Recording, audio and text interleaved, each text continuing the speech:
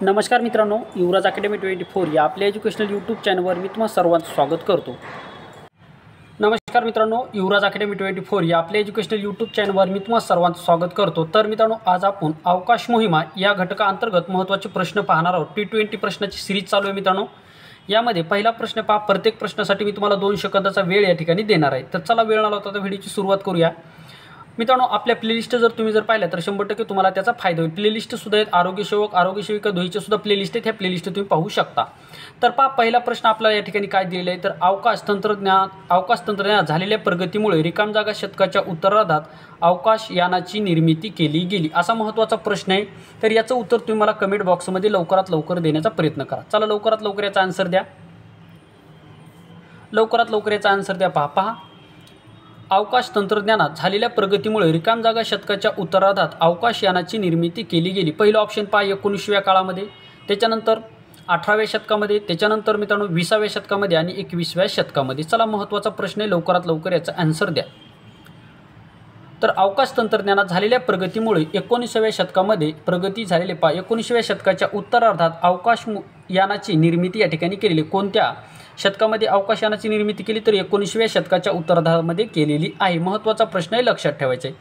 त्याच्यानंतर पहा पुढचा प्रश्न आपल्याला काय दिलेला आहे, अवकाश यानातून अवकाशात जाणारा सर्वप्रथम मानव हा रिकाम जागा होता। पहा, अवकाश यानातून अवकाशात जाणारा सर्वप्रथम मानव हा रिकाम जागा होता, तर कोण होता पहा। पहिलं ऑप्शन आहे युरी गागारिन, 2 नंबर आहे नील आर्मस्ट्रॉंग, गॅलिलिओ आणि राकेश शर्मा। चला लवकरात लवकर याचा आन्सर द्या।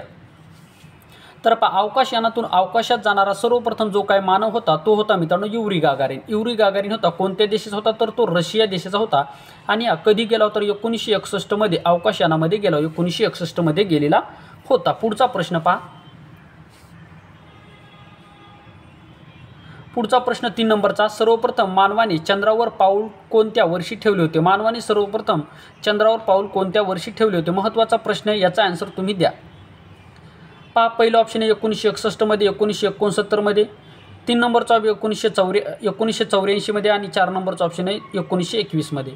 तर सर्वप्रथम मानवाने चंद्रावर पाऊल कोणत्या वर्षी ठेवलं होतं, तर सर्वप्रथम मानवाने चंद्रावर पाऊल 1969 मध्ये ठेवलं होतं। जर मित्रांनो तुम्ही ऑप्शन क्रमांक 2 निवडला असेल तर योग्य आन्सर या ठिकाणी असणार आहे। म्हणजे सर्वप्रथम मानवाने चंद्रावर पाऊल कोणत्या वर्षी ठेवले होते, तर 1969 मध्ये सर्वप्रथम मानवाने चंद्रावर पाऊल ठेवले होते। आणि ते कोण होते, नील आर्मस्ट्रॉंग हे होते। ते कोणत्या देशाचे होते, अमेरिका देशाचे होते। त्यांनी 1969 मध्ये चंद्रावर सर्वप्रथम पाऊल ठेवलेलं होतं। पुढचा प्रश्न पहा, अवकाश यानात जाणारा पहिला भारतीय व्यक्ती कोण होता। अवकाश यानात जाणारा पहिला भारतीय व्यक्ती कोण होता। पहिला ऑप्शन पहा सुनीता विल्यम्स, 2 नंबरचा आहे कल्पना चावला, 3 नंबरचा ऑप्शन आहे राकेश शर्मा, 4 नंबरचा ऑप्शन आहे यापैकी नाही। तर सर्वप्रथम अवकाशामध्ये जाणारा पहिला भारतीय व्यक्ती कोण होता, तर उत्तर आहे मित्रांनो या ठिकाणी राकेश शर्मा हा सर्वप्रथम भारतीय व्यक्ती होता की जो अवकाश यानाने अवकाशामध्ये गेला होता।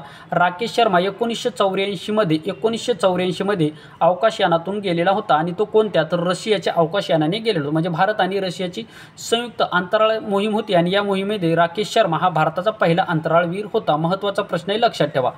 कल्पना चावला सुद्धा होत्या, परंतु कल्पना चावला ह्या 2003 मध्ये या ठिकाणी कोलंबो यानातून गेले होते आणि 2003 मध्ये त्यांचा मृत्यू झालेला होता। हे यान कोसळलं होतं आणि त्यामध्ये त्यांचा दुर्दैवी अंत झाला होता कल्पना चावला यांचा। 5 नंबरचा प्रश्न पहा, अवकाश मोहिमेचे कोणते फायदे आहेत। आता अवकाश जे काही मोहिमा राबवल्या जातात याचे कोणते फायदे आहेत, तर पहा अवकाशयान मोहिमेचे फायदे कोणते आहेत। आता जगामध्ये सर्व देश पहा अवकाशयान मोहिमा राबवतात, भारत सुद्धा अवकाशयान मोहिमा राबवतो। तर याचे फायदे काय, याचे फायदे आपल्यासाठी काय आहेत पहा। पहिला फायदा आहे, आता हे चार ऑप्शन तुमच्या समोर दिले, 5वा ऑप्शन सुद्धा दिलेला आहे तुम्हाला। तर पहा पहिलं ऑप्शन आहे जगातील कोणत्याही व्यक्तीशी संपर्क साधता येतो। त्याच्यानंतर 2 नंबरचा ऑप्शन आहे शत्रूच्या सैन्याच्या हालचालीवर आपल्याला या ठिकाणी माहिती मिळवता येते। 3 नंबरचा ऑप्शन आहे भूगर्भातील खनिज साठ्याची आपल्याला माहिती मिळवता येते। आणि 4 नंबरचा ऑप्शन आहे नैसर्गिक आपत्तीची पूर्वसूचना आपल्याला मिळते। पहा, तर या ठिकाणी अवकाश मोहिमेचे आपल्याला फायदे काय तुम्हाला सांगायचे, 4 ऑप्शनपैकी कोणतं ऑप्शन तुम्हाला योग्य वाटतं किंवा वरीलपैकी सर्व बरोबर आहे ते तुम्हाला या ठिकाणी सांगायचं आहे। तर मित्रांनो अवकाश मोहिमेचे वरीलपैकी सर्व फायदे म्हणजे अवकाश मोहिमेचे फायदे काय, जगातील कोणत्याही व्यक्तीशी आपल्याला संपर्क साधता येतो, अतिशय योग्य आहे.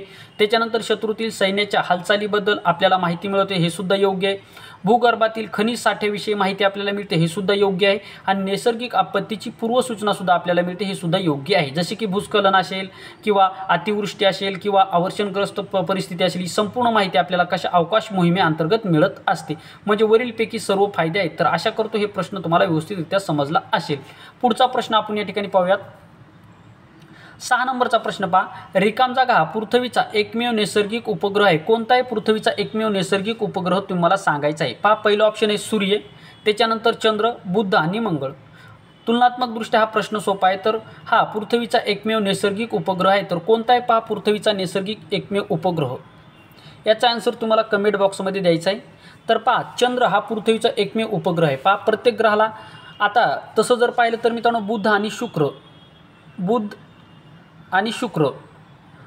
शुक्र या 2 ग्रहाला मित्रांनो उपग्रह नाहीत. हा सुद्धा प्रश्न तुम्हाला विचारला जाईल. बुध आणि शुक्र याला उपग्रह नाहीत. त्याच्यानंतर मंगळ जो काही ग्रह आहे मित्रांनो याला सुद्धा 2 उपग्रह आहेत. त्याच्यानंतर महत्त्वाची गोष्ट म्हणजे गुरु ग्रहाला एकूण सर्वात जास्त म्हणजे 69 उपग्रह आहेत. गुरु ग्रहाला सर्वात जास्त 69 उपग्रह आहेत. आणि गुरु हा सर्वात मोठा उपग्रह आहे. सूर्यमालेतील सर्वात मोठा उपग्रह कोणता आहे? गुरु आहे, त्याला 69 उपग्रह आहेत. आणि बुध ग्रह हा सर्वात छोटा ग्रह असून सूर्याच्या सर्वात जवळचा ग्रह आहे. आणि महत्त्वाची गोष्ट बुध आणि शुक्र याला कोणताही उपग्रह नाही. आणि आपल्या पृथ्वीला चंद्र हा एकमेव उपग्रह आहे. त्याच्यानंतर पुढचा प्रश्न पहा 7 नंबरचा. पहिला कृत्रिम उपग्रह स्पुटनिक हा रशियाने रिकाम जागा साली अवकाशात पाठवला होता. महत्त्वाचा प्रश्न पहा, पहिला कृत्रिम उपग्रह स्पुटनिक हा रशियाने कोणत्या साली अवकाशात पाठवला होता? पहिला ऑप्शन आहे 1957, 2 नंबरचा ऑप्शन आहे 1960, 3 नंबरचा ऑप्शन आहे 1955, 4 नंबरचा ऑप्शन आहे 1976. तर पहिला कृत्रिम उपग्रह स्पुटनिक हा रशियाने 1957 मध्ये अवकाशामध्ये पाठवला होता. 1957 मध्ये अवकाशामध्ये पाठवला होता. ऑप्शन क्रमांक 1 आहे मित्रांनो आपल्या प्रश्नाचं उत्तर. त्याच्यानंतर पुढचा प्रश्न पहा. इनसॅटचे विस्तारित रूप तुम्हाला सांगायचं आहे. इनसॅटचे विस्तारित रूप तुम्हाला सांगायचं आहे.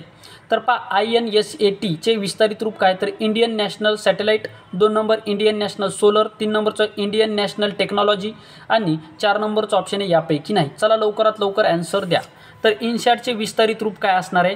तर पहा, या ठिकाणी इनसॅटचे जे काही विस्तारित रूप आहे ते आहे मित्रांनो ऑप्शन क्रमांक 1. ज्या विद्यार्थ्यांनी ऑप्शन क्रमांक 1 निवडलं ते योग्य आन्सर या ठिकाणी असणार आहे. म्हणजेच इनसॅटचे विस्तारित रूप आहे इंडियन नॅशनल सॅटेलाईट. हे इनसॅटचे विस्तारित रूप आहे.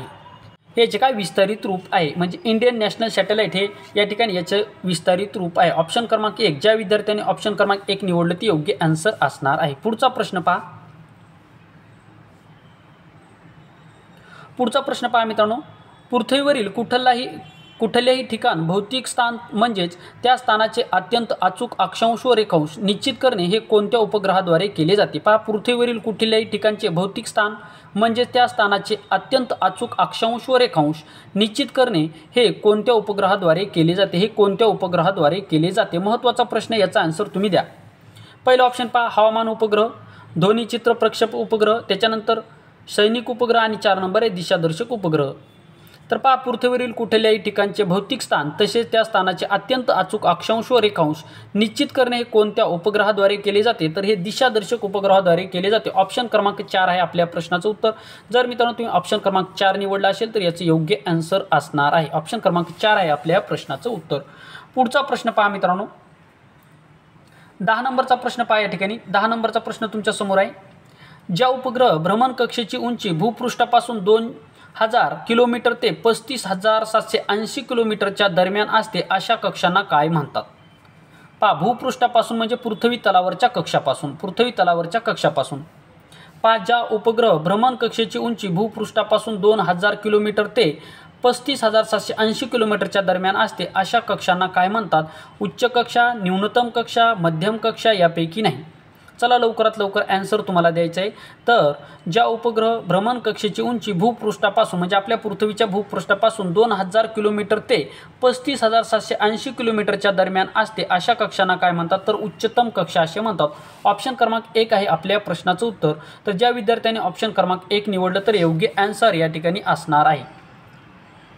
जर मित्रांनो तुम्हाला आरोग्यसेवक, तांत्रिक प्रश्नाचे जर PDF हवे असतील तर मित्रांनो किंवा याचे जर टेस्ट सिरीज हवे असतील तर टेस्ट सिरीजमध्ये सुद्धा अशाच स्वरूपाचे प्रश्न आपण घेतलेले आहेत, महत्त्वाचे प्रश्न. ह्या टेस्ट सिरीजसुद्धा तुम्ही विकत घेऊ शकता. जर तुम्ही आरोग्य सेविका या पदाची तयारी करत असाल तर आरोग्य सेविका या पदासाठी 46 व्हिडिओ टाकलेला एक आपली बॅच आहे मित्रांनो. ह्या बॅचमध्ये परिपूर्ण आरोग्य सेविकाचा अभ्यासक्रम करण्यात आलेला आहे. तर ह्या अभ्यासक्रम मित्रांनो 100% तुम्हाला यश मिळून देईल. जर तुम्हाला ही बॅच घ्यायची असेल तर 7977092714 या नंबरशी तुम्हाला संपर्क साधू शकता. पुढचा 11 नंबरचा प्रश्न पहा. भूस्थिर उपग्रह हे विषुववृत्ताच्या गतीशी रिकाम जागा भ्रमण करतात. तर पहा, भूस्थिर उपग्रह हे विषुववृत्ताच्या अगदी रिकाम जागा परिभ्रमण करीत असतात. तर भूस्थिर उपग्रह विषुववृत्त जे आहे, आता हे काय पृथ्वी, आपली पृथ्वी मित्रांनो, पृथ्वीचा आकार थोडासा संत्र्यासारखा म्हणजे अंडाकृती आहे. तर हे मधातून जे काय वृत्त गेले त्याला विषुववृत्त असे म्हणतात. तर भूस्थिर उपग्रह या विषुववृत्ताच्या भोवती अगदी कोणत्या दिशेने फिरतात अशा स्वरूपाचं आपल्याला या ठिकाणी विचारलेले म्हणजे परिभ्रमण करतात. तर पहा, पहिलं ऑप्शन आहे वर, त्याच्यानंतर खाली, मध्यम पातळीवर आणि समान पातळीवर. तर भूस्थिर उपग्रह विषुववृत्ताच्या अगदी रिकाम जागा परिभ्रमण करतात. तर याचा आन्सर आहे मित्रांनो या ठिकाणी ऑप्शन क्रमांक 1 म्हणजे भूस्थिर उपग्रह विषुववृत्ताच्या अगदी वर परिभ्रमण करीत असतात. म्हणजे ऑप्शन क्रमांक 1 आहे आपल्या प्रश्नाचं उत्तर. जर तुम्ही या ठिकाणी ऑप्शन क्रमांक 1 निवडला असेल तर या ठिकाणी योग्य आन्सर तुमचा असणार आहे. आणि या 20 पैकी तुमचा स्कोअर किती येतो, 20 पैकी तुमचा स्कोअर किती येतो हे मला कमेंट बॉक्समध्ये नक्की तुम्ही मला सांगायचं आहे. त्याच्यानंतर पुढचा प्रश्न पाहूयात. 12 नंबरचा प्रश्न पहा. 12 नंबरचा प्रश्न मित्रांनो तुमच्या स्क्रीनवर आता आलेला आहे. 12 नंबरचं उत्तर तुम्ही द्यायचं आहे. पहा, 12 नंबरचा प्रश्न काय, जो उपग्रह जा झाले या ठिकाणी, जो उपग्रह भ्रमण कक्षेची भूपृष्ठापासून उंची 180 किलोमीटर ते 2000 किलोमीटर असते अशा कक्षांना काय म्हणतात. पहा, ज्या उपग्रहाची भ्रमण कक्षेची भूपृष्ठापासून उंची 180 किलोमीटर ते 2000 किलोमीटर असते अशा कक्षांना काय म्हणतात. पहा, निम्न कक्षा, मध्यम कक्षा, उच्च कक्षा यापैकी नाही. तर याचं उत्तर आहे मित्रांनो निम्न कक्षा. ऑप्शन क्रमांक 1 आहे आपल्या प्रश्नाचं उत्तर. ज्या विद्यार्थ्यांनी ऑप्शन क्रमांक 1 निवडलं ते योग्य आन्सर असणार आहे. जो उपग्रह भ्रमण कक्षेची भूपृष्ठापासून उंची 180 किलोमीटर ते 2000 किलोमीटर असते अशा कक्षांना काय म्हणतात, निम्न कक्षा असं म्हटलं जातं. म्हणजे ऑप्शन क्रमांक 1 आहे मित्रांनो आपल्या प्रश्नाचं उत्तर. 13 नंबरचा प्रश्न पहा. नील आर्मस्ट्रॉंग हा चंद्रावर पाऊल ठेवणारा पहिला व्यक्ती कोणत्या देशाचा होता. महत्त्वाचा प्रश्न, याचं आन्सर तुम्ही लवकरात लवकर मला कमेंट बॉक्समध्ये द्यायचं आहे. तर पहा, 1969 मध्ये हा व्यक्ती गेला होता. तर हा कोणत्या देशाचा नील आर्मस्ट्रॉंग मला कमेंट बॉक्समध्ये तुम्ही सांगा. 1969 मध्ये 1969 मध्ये गेले होते. तर नील आर्मस्ट्रॉंग हे चंद्रावर पाऊल ठेवणारे जगातील पहिले व्यक्ती असून ते कोणत्या देशाचे होते. पहिलं ऑप्शन पहा अमेरिका, 2 नंबर ऑप्शन आहे रशिया, 3 नंबर ऑप्शन आहे झिम्बाब्वे, 4 नंबर ऑप्शन आहे जपान. तर आशा करतो मित्रांनो याचं उत्तर तुम्ही सर्वांनी मला कमेंट बॉक्समध्ये द्यायचं आहे. याचं उत्तर मी तुम्हाला देणार नाही, वरतीच मी तुम्हाला याचं उत्तर सांगितलेलं आहे. ठीक आहे, पुढचा प्रश्न घ्या. पुण्यातील कॉलेज ऑफ इंजिनिअरिंग पुणे या संस्थेतील विद्यार्थ्यांनी एक लहान उपग्रह तयार करून इस्रोच्या मार्फत तो 2016 मध्ये अवकाशात पाठवला. त्याचे नाव काय होते. साधना होतं. त्याच्यानंतरचा ऑप्शन आहे पहा 2 नंबरचं सोयम आहे, 3 नंबरचं आहे अर्थ आणि 4 नंबर आहे पॅराडाईज. तर पुण्यातील कॉलेज ऑफ इंजिनिअरिंग पुणे या संस्थेतील विद्यार्थ्यांनी एक लहान उपग्रह तयार करून इस्रोच्या मार्फत तो 2016 मध्ये, तारीखसुद्धा ही वर्षीसुद्धा लक्षात ठेवा, इस्रोच्या मार्फत कधी पाठवलं होतं 2016 मध्ये अवकाश यात पाठवलं होतं. तर या यानाचं नाव काय होतं मला कमेंट बॉक्समध्ये, या उपग्रहाचं नाव काय होतं मला कमेंट बॉक्समध्ये तुम्ही सांगायचं आहे.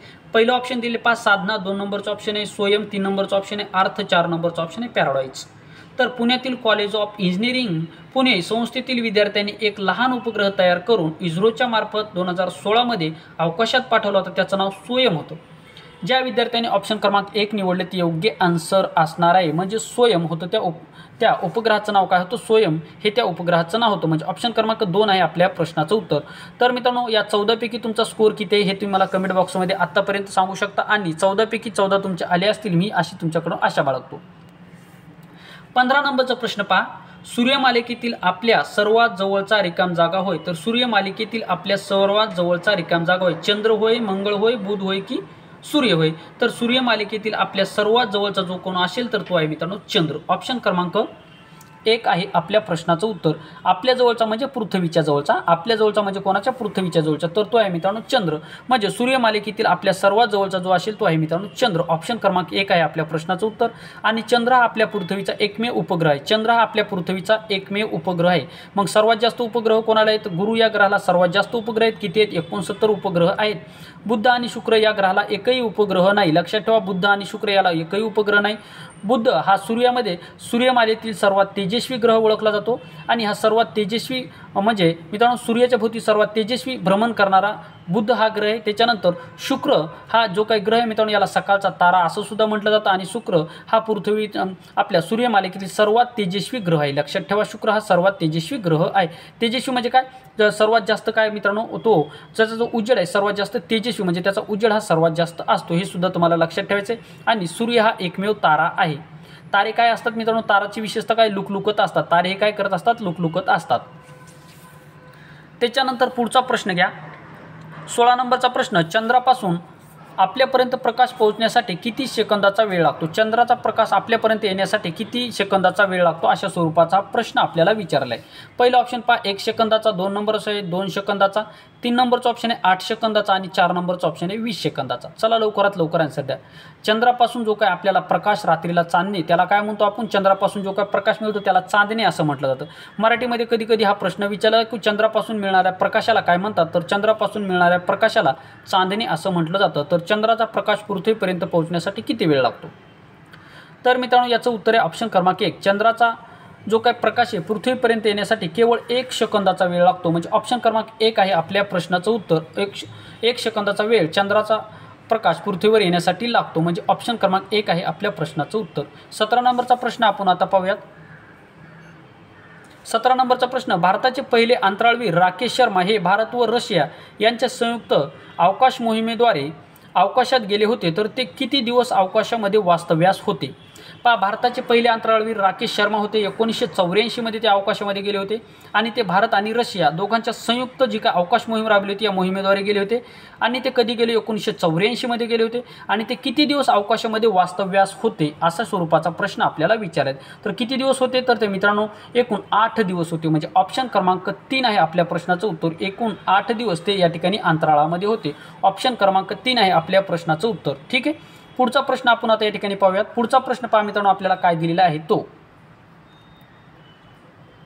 18 नंबरचा प्रश्न भारतीय अंतराळ कार्यक्रमाचे जनक कोणाला म्हणतात। भारतीय अंतराळ कार्यक्रमाचे जनक कोणाला म्हणतात। पहिला ऑप्शन पहा डॉक्टर होमी जहागीर बाबा, 2 नंबर आहे विक्रम साराभाई, 3 नंबर आहे डॉक्टर APJ अब्दुल कलाम आणि वरीलपैकी सर्व। भारतीय अंतराळ कार्यक्रमाचे जनक कोणाला म्हणतात महत्त्वाचा प्रश्न आहे मित्रांनो अतिशय इम्पॉर्टंट असलेला प्रश्न आहे। यामध्ये तुम्ही ऑप्शनमध्ये 100% कन्फ्यूज व्हाल हे मी तुम्हाला या ठिकाणी बरेच ज्या विद्यार्थ्याचं म्हणजे कन्सेप्ट क्लिअर नाही ते 100% या ठिकाणी कन्फ्यूज होणार आहे। तर भारतीय अंतराळ कार्यक्रमाचे जनक कोण आहेत तर मित्रांनो आता तुमचं उत्तर निवडून झाले तर विक्रम साराभाई।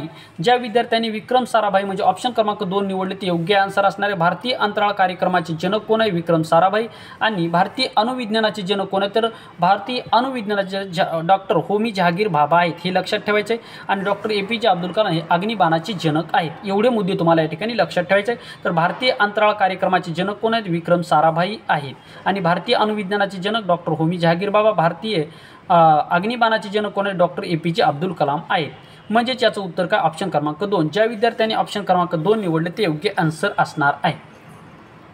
मित्रांनो आपल्याकडे PDF सुद्धा आहेत ऑनलाइनर क्वेश्चनच्या, त्याच्यानंतर काही तुम्हाला टेस्ट सिरीज सुद्धा आहे, त्याच्यानंतर टॉपिक वाईज सुद्धा तुम्हाला या ठिकाणी PDF मिळवून देता येणार आहे। त्यामुळे मित्रांनो तुम्ही मला संपर्क सुद्धा साधू शकता। 19 नंबरचा प्रश्न पहा। 19 नंबरचा प्रश्न पहा मित्रांनो आपल्याला काय दिलेलं आहे तर रिकाम जागा साली देशातील पहिले उपग्रह प्रक्षेपण केंद्र थुंबा येथे स्थापन करण्यात आले होते। पहा आपल्या देशामध्ये पहिले उपग्रह प्रक्षेपण केंद्र कधी स्थापन करण्यात आले थुंबा या ठिकाणी अशा स्वरूपाचा प्रश्न आहे। 1965 मध्ये 2 नंबरचा ऑप्शन आहे 1962, 3 नंबरचा ऑप्शन आहे 1963 आणि 4 नंबरचा ऑप्शन आहे 1985। तर रिकाम जागा साली भारतातील पहिले उपग्रह प्रक्षेपण केंद्र थुंबा येथे स्थापन करण्यात आले होते 1963 मध्ये। ऑप्शन क्रमांक 3 आहे मित्रांनो आपल्या प्रश्नाचं उत्तर। तर ऑप्शन क्रमांक 3 ज्या विद्यार्थ्यांनी निवडले ते योग्य आन्सर असणार आहे म्हणजे 1963 साली देशातील पहिले उपग्रह प्रक्षेपण केंद्र थुंबा या ठिकाणी स्थापन केले होते। तर थुंबा हे ठिकाण कोणत्या राज्यामध्ये मला कमेंट बॉक्समध्ये सांगा। थुंबा हे ठिकाण सध्या कोणत्या राज्यामध्ये मला कमेंट बॉक्समध्ये सांगायचं आहे। ठीक आहे 20 नंबरचा प्रश्न आणि आपल्या T20 सिरीजमधला शेवटचा प्रश्न अवकाश मोहिमा या ठिकाणी आपण पाहिलेला आहे। तर 20 नंबरचा प्रश्न पहा। 20 नंबरचा प्रश्न आपल्याला या ठिकाणी दिलेला आहे मित्रांनो पहा कथाशास्त्रज्ञाची कथा इस्रोची या पुस्तकाचे लेखक कोण आहेत। कथा इस्रोची या पुस्तकाचे लेखक कोण आहेत। कथा इस्रोची या पुस्तकाचे लेखक कोण आहेत अशा स्वरूपाचा प्रश्न आपल्याला विचारलेला आहे। पहिला ऑप्शन पहा डॉक्टर जयंत नारळीकर, 2 नंबर आहे विक्रम साराभाई, 3 नंबरचा आहे होमी जहागीर बाबा आणि 4 नंबरचा ऑप्शन आहे वसंत गोवारीकर। तर कथा इस्रोची आता जी काय आपली इस्रो आंतरराष्ट्रीय संघटना आहे, भारताची एक मित्रांनो इस्रो ही अवकाश यंत्रणा आहे।